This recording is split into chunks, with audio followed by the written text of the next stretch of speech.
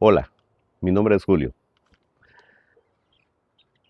He decidido empezar esta serie de producciones audiovisuales con el objeto de aportar un poco en cuanto a las tareas didácticas y pedagógicas que son necesarias para coadyuvar al desarrollo de la sociedad, y qué mejor si se hace produciendo cierta influencia positiva de carácter académico, de manera que en adelante hago el esfuerzo de explicar una parte de las matemáticas específica para empezar a desarrollar una serie de videos que puedan contribuir con los estudiantes a reforzar sus conocimientos y habilidades, así como el desarrollo del gusto por esta fascinante ciencia básica, para el desarrollo de la tecnología y la ciencia misma. Por lo que espero que resulte interesante y espero en sus comentarios, por favor, cualquier observación que pueda parecerles que debo mejorar o implementar para el logro más seguro de los objetivos de ayuda y refuerzo que persigo con todo esto. De manera que empecemos con el programa. Las funciones trigonométricas, definición y cálculo sin utilizar calculadora. Pero primero que nada, ¿qué son las funciones trigonométricas? No, nada que nos haga explotar la cabeza. Realmente son algo mucho más sencillo de lo que su nombre nos hace pensar. Las funciones trigonométricas, digámoslo así, son un invento de los matemáticos que nos ayudan a ver cómo se comportan en relación a las proporciones que existen entre los lados y ángulos de los triángulos que los conforman sin que importe su tamaño, mientras que su forma no cambie. De ahí que su nombre sea función trigonométrica, medida de tres ángulos, por lo que vamos entonces con las definiciones. Sea un ángulo orientado phi descrito por un vector r, tal que su vértice se encuentre en el origen de coordenadas, y sea P que pertenece a ese vector r, y P es un punto distinto del origen y tiene como coordenadas x y y. Y observando que este vector forma un triángulo rectángulo si se proyectan su abscisa y su ordenada desde los ejes cartesianos hasta el punto P, por lo que es posible aplicar el teorema de Pitágoras para calcular la magnitud de ese vector r, que es mayor que 0. Se definen las razones trigonométricas del ángulo phi como las relaciones del tamaño de sus lados, que se mantienen constantes cuando el ángulo entre esos dos lados del triángulo rectángulo que se forma se mantiene constante, aunque los lados cambien de tamaño, creciendo o decreciendo proporcionalmente a esa relación proporcional es a la que se le llama relación trigonométrica.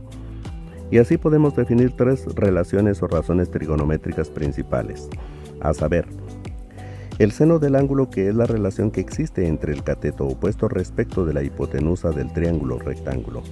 El coseno del ángulo, que es la relación que existe entre el cateto adyacente respecto de la hipotenusa del triángulo rectángulo.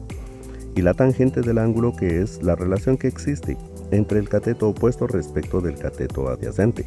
Estas son las razones trigonométricas principales, de las que luego pueden definirse las que constituyen sus números recíprocos o inversos multiplicativos, las cuales son la cotangente, que es el inverso multiplicativo de la tangente del ángulo, la secante, que es el inverso multiplicativo del coseno del ángulo, y la cosecante, que es el inverso multiplicativo del seno del ángulo. Podemos observar que el cateto opuesto es la ordenada de P y el cateto adyacente es la abscisa de P, y el vector que define P es la hipotenusa del triángulo rectángulo, o lo que es lo mismo, la distancia OP desde el origen al punto P.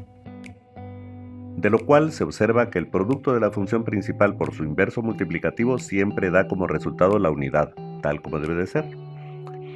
Para algunos ángulos es fácil calcular los valores numéricos de las razones trigonométricas. Por ejemplo, para 0 grados se tiene que r coincide con todo el intervalo desde el origen, 0, hasta infinito, por lo que P está sobre la semirrecta positiva del eje X, o sea, y igual a 0.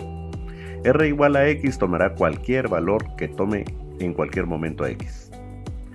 Se habrá de notar que las razones trigonométricas de 0 grados son iguales a las de todos los ángulos de lados coterminales a ese ángulo, es decir, las de 360 grados. Regresemos a 0, menos 360 grados, menos 720 grados, y generalizando a las de 2k pi radianes, en donde k pertenece al conjunto de números enteros.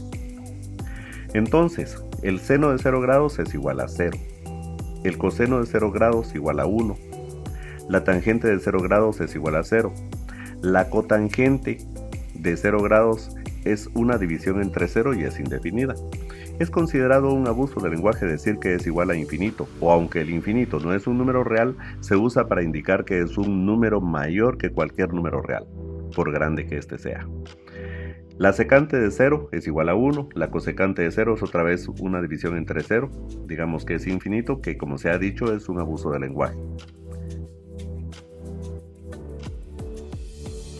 Tal como se dijo antes, calculemos las funciones trigonométricas para ciertos ángulos sin el uso de calculadora, ni regla de cálculo, ni ábaco, ni tablas de funciones, así que para calcular las funciones trigonométricas de 45 grados, o lo que es lo mismo, pi cuartos radianes, ubiquemos en el plano cartesiano un punto con coordenadas 1,1. De modo que, en este caso, la abscisa medirá una unidad y la ordenada también una unidad. Así que el ángulo subtendido por un vector que provenga del origen del plano cartesiano será de 45 grados. Y dado que, tirando las proyecciones de dicho vector sobre los ejes coordenados, obtenemos un triángulo rectángulo, es posible aplicar el teorema de Pitágoras para calcular la magnitud del vector. Reemplazamos los valores de x y y obtenemos que la magnitud del vector es igual a la raíz cuadrada de 2.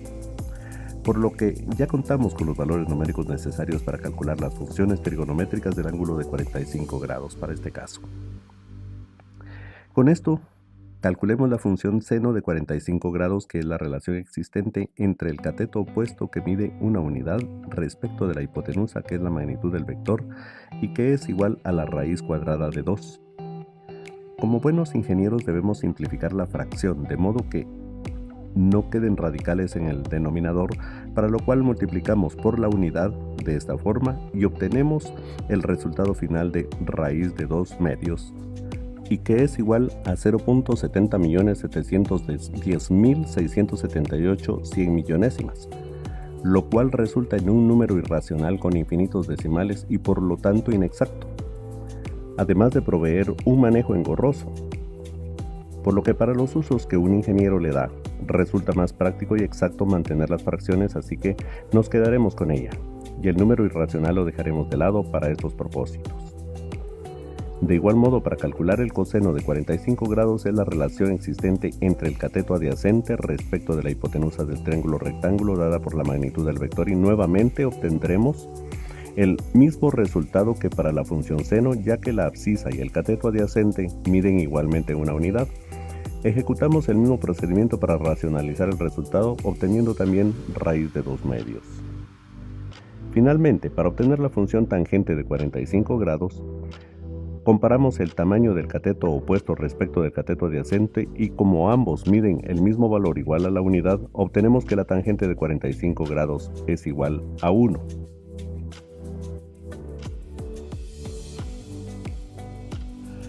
Y ahora construyamos las funciones trigonométricas de las funciones recíprocas o inversos multiplicativos para 45 grados, o lo que es lo mismo en radianes, pi cuartos. Rápidamente volvemos a construir nuestro diagrama cartesiano para tener presente de qué estamos hablando, y entonces el inverso de seno de 45 grados. Bueno, a la función seno le aplicamos el inverso multiplicativo, lógicamente también el resultado original, y así tenemos para el seno la cosecante del ángulo de 45 grados, que es igual a la raíz cuadrada de 2. Luego la función inversa de coseno, aplicamos el inverso multiplicativo al resultado original, y para 45 grados nuevamente llegamos a obtener raíz cuadrada de 2. Y finalmente para la tangente su inverso, puesto que para 45 grados es igual a la unidad, el inverso también es la unidad. De modo que la cotangente para 45 grados es también igual a la unidad. Utilizando exactamente este mismo método se obtendrán las funciones recíprocas para los otros ángulos que veremos en adelante. Calculemos las funciones trigonométricas para 30 grados ahora, o lo que es lo mismo, un sexto de pi radianes. Ubiquemos en el plano cartesiano un triángulo equilátero rotado 90 grados como se muestra en el gráfico, y cuyos lados midan 2 unidades, 2, 2, 2. Bisectemos el triángulo de modo que su lado vertical sea dividido en 2 partes iguales a una unidad. Justamente como puede observarse, nuevamente tenemos un triángulo rectángulo cuyo vértice que queda en el origen del plano cartesiano es el ángulo φ, que tiene 30 grados o 1/6 de pi radianes. De nuevo, la hipotenusa del triángulo rectángulo es el vector que se origina en el origen coordenado, y como su magnitud es igual a 2 unidades, es posible calcular su abscisa aplicando el teorema de Pitágoras, que sería el cateto adyacente del triángulo, y que, despejando x y sustituyendo los valores de la hipotenusa igual a 2 unidades y el lado opuesto del ángulo igual a 1 unidad, obtenemos que el valor del cateto adyacente es igual a raíz de 3. Entonces la flecha del vector termina en el punto con coordenadas raíz cuadrada de 3,1. Ahora ya contamos con todos los datos numéricos que necesitamos para calcular las funciones trigonométricas del ángulo φ igual a 30 grados. En este caso, entonces calcularemos la función seno de 30 grados, que es igual a la relación entre el cateto opuesto, que mide 1 unidad, y la hipotenusa del triángulo, que mide 2. Por lo que el seno de 30 grados nos resulta que es 1/2. De igual manera, para calcular el coseno de 30 grados es la relación existente entre el cateto adyacente, que en este caso mide raíz cuadrada de 3, y la hipotenusa, que mide 2 unidades, lo cual resulta en raíz de 3/2. Mientras que la tangente de 30 grados será igual al cateto opuesto versus el cateto adyacente, y entonces obtendremos que la tangente de 30 grados es igual a 1 dividido raíz de 3.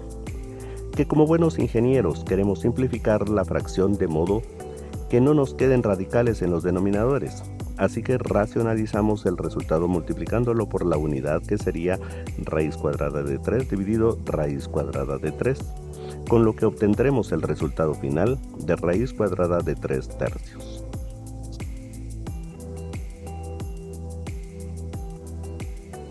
Y bien, amantes de las matemáticas y las funciones trigonométricas, enseguida veamos cómo obtener las funciones trigonométricas para 60 grados sin utilizar una calculadora, ni tablas de funciones, ni una regla de cálculo. Ubiquemos nuevamente un triángulo equilátero en el plano cartesiano cuyos lados midan otra vez 2 unidades, y que esta vez dejemos uno de los vértices de 60 grados hacia el origen del plano. Bisectemos el vértice superior de modo que la base del mismo nos quede dividida en 2 partes de 1 unidad cada una, con lo que obtendremos el deseado triángulo rectángulo, que nos permita utilizar otra vez el teorema de Pitágoras para poder calcular el lado faltante, que en este caso es la ordenada del punto P, el cual queda 1, raíz cuadrada de 3. Veremos que justamente es la raíz cuadrada de 3, y así vemos que para este caso la hipotenusa del triángulo rectángulo es la magnitud del vector que emerge desde el origen del plano hacia este punto, y que mide 2 unidades. De modo que las funciones trigonométricas se calculan de la siguiente manera. El seno del ángulo de 60 grados es el cateto opuesto, que mide raíz cuadrada de 3 respecto de la hipotenusa, que mide 2 unidades, de lo que obtenemos raíz cuadrada de 3/2. El coseno del ángulo de 60 grados es el cateto adyacente, que mide 1 unidad respecto de la hipotenusa, que mide 2 unidades, con lo que resulta 1/2. Y la tangente de 60 grados es la relación del cateto opuesto, que mide raíz cuadrada de 3 respecto del cateto adyacente, que mide 1 unidad, de lo que resulta que la tangente de 60 grados es exactamente la raíz cuadrada de 3. Con esto hemos terminado el cálculo trigonométrico de las funciones para los ángulos de 0 grados y todos sus ángulos coterminales: 30 grados, 45 grados y 60 grados. Enseguida, algunas aplicaciones de las funciones trigonométricas. Supongamos que tenemos un plano de longitud r y que está inclinado un ángulo φ respecto del plano horizontal, y queremos averiguar la sombra que proyecta en el plano vertical detrás de este, que para fines ilustrativos diré que es una sombra de longitud y. Esa es la razón por la cual decimos que estamos hallando la proyección del vector, en este caso el plano inclinado, sobre uno de los planos perpendiculares entre sí, y respecto del cual ese plano o vector se encuentra inclinado a un ángulo determinado, para nuestro ejemplo el ángulo φ. Como se puede ver, se forma un triángulo rectángulo entre el plano inclinado y los planos ortogonales entre sí. En este caso el plano inclinado es la hipotenusa de dicho triángulo, y los catetos están dados por las distancias desde el borde del plano inclinado hacia los planos horizontal y vertical. En este caso, que queremos hallar la longitud de la sombra sobre el plano vertical, que es la misma longitud que la distancia existente entre el plano inclinado y el plano horizontal dado por y, veremos que se trata del cateto opuesto al ángulo φ, por lo que utilizamos la función seno de φ para conseguir esa longitud despejándolo de esta manera, con lo que ya podemos sustituir cualquier valor para r y para φ para deducir entonces el valor de y que es la sombra proyectada. Ahora supongamos que tenemos un plano de longitud r y que está inclinado nuevamente un ángulo φ respecto del plano horizontal y queremos averiguar ahora la sombra que proyecta en el plano horizontal detrás de este, en lugar del plano vertical como antes, que para fines ilustrativos diré que es una sombra de longitud x. Esa es la razón por la cual decimos que estamos hallando la proyección del vector, en este caso el plano inclinado, sobre uno de los planos perpendiculares entre sí respecto del cual ese plano o vector se encuentra inclinado a un ángulo determinado. Para nuestro ejemplo, el ángulo φ. Como se puede ver, se forma un triángulo rectángulo nuevamente entre el plano inclinado y los planos ortogonales entre sí. En este caso, el plano inclinado es la hipotenusa de dicho triángulo y los catetos están dados por las distancias desde el borde del plano inclinado hacia los planos horizontal y vertical.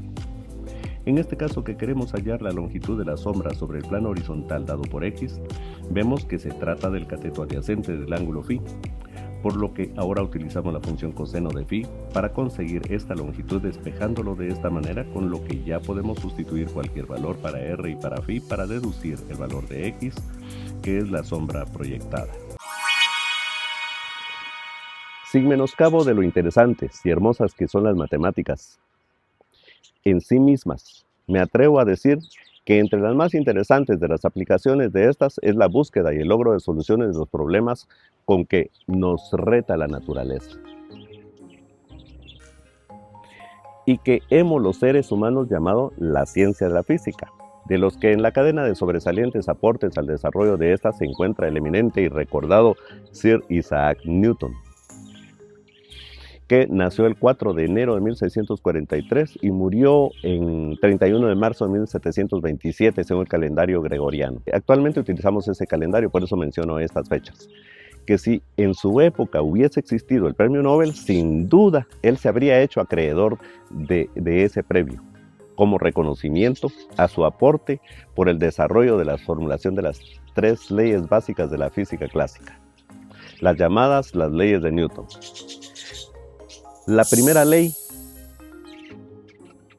que es la ley de la atracción universal, que es la primera aproximación y muy válida para condiciones no relativistas ni astronómicas, pero que sin embargo para su época funcionó con gran aproximación para los astrónomos de esa época.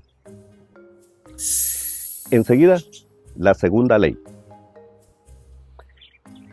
que es la ley de la inercia y que reza que en todo cuerpo en el universo tiende a permanecer en su estado actual de movimiento de manera infinita, a menos que una sumatoria vectorial de fuerzas externas tiendan a hacerle cambiar de ese estado de movimiento, y se resume en esta fórmula. Finalmente, la tercera ley, la ley de la acción y la reacción, que reza que a toda fuerza aplicada se producirá una fuerza de reacción de igual magnitud a la aplicada, pero dirigida en sentido contrario. Y es la ley que se aprovecha muy bien en todo sistema de locomoción utilizado actualmente y que hace especial gala en su utilización para impulsar los aviones a reacción y los cohetes espaciales y los lamentablemente también utilizados para fines bélicos. Enseguida veremos la aplicación de la segunda y la tercera leyes de Newton en un ejemplo muy ilustrativo de lo que en sus comentarios espero que digan, por favor, en dónde se observa la manifestación de cada una de estas, la segunda y la tercera ley. Como se puede observar, tenemos un plano inclinado, un ángulo φ que perfectamente puede ser 30 grados y que colocamos un cuerpo con masa m sobre el plano inclinado y que por lo tanto ejerce una fuerza de peso P, que es igual al producto de su masa por la aceleración de la gravedad terrestre, G. Se nos pide que hallemos las componentes del peso que, primero, la componente que haría que el cuerpo resbalase sobre la superficie hacia abajo. Y 2. La componente que ejerce su fuerza o peso perpendicularmente a la superficie. Supongamos que el cuerpo no resbala porque existe una fuerza de fricción estática que, ya que la masa no es tan grande como para poder vencer esa fuerza de fricción, el cuerpo permanecerá inmóvil sobre la superficie, debido a que esta fuerza de fricción se opone a que el cuerpo resbale. Luego, vemos que el cuerpo no se hunde en la superficie, pese a la componente de su peso que lo obliga en dirección de sumergirse entre la superficie. Pero dado que la superficie es rígida también, esta opone una fuerza normal N que se equilibra con esa componente del peso y nuevamente el cuerpo permanece inmóvil. El siguiente paso de nuestro análisis es decidir nuestro plano cartesiano o sistema inercial de referencia que nos permitirá establecer las relaciones que necesitamos. Identificamos en el diagrama 3 triángulos rectángulos, 2 que son opuestos congruentes y uno que es semejante a estos y que se trata del formado por la superficie inclinada y su base. Tomando en cuenta las propiedades de estos triángulos, vemos que el ángulo φ es igual al ángulo φ' e igual al ángulo φb'. Digamos que miden 30 grados para este ejemplo. La longitud del vector peso es la hipotenusa del triángulo rectángulo y el cateto opuesto es la componente x del peso, p sub x. Por lo que la función seno del ángulo φ es la relación entre p sub x y p. O sea, entre su componente x y el vector peso total. Por lo que despejamos la componente p sub x, que queda igual a la magnitud del peso p por el seno del ángulo φ, y así obtenemos la primera respuesta. Para la segunda componente vemos que p sub y es la componente a lo largo del eje y que su relación con el peso p total es el coseno del mismo ángulo φ. Por lo que despejamos p sub y es igual al producto del peso neto p por el coseno de ese ángulo φ, con lo que de este modo obtenemos la segunda respuesta. Con estas ecuaciones ya se nos hace posible poder determinar, si fuera el caso, determinar el coeficiente de fricción de la superficie, por ejemplo, pero esto será objetivo de una producción posterior. Naturalmente, si es del agrado y solicitud de mis estimados seguidores, a quienes agradezco profundamente su atención, siguiéndome y prestándome su preciado, para mí, me gusta.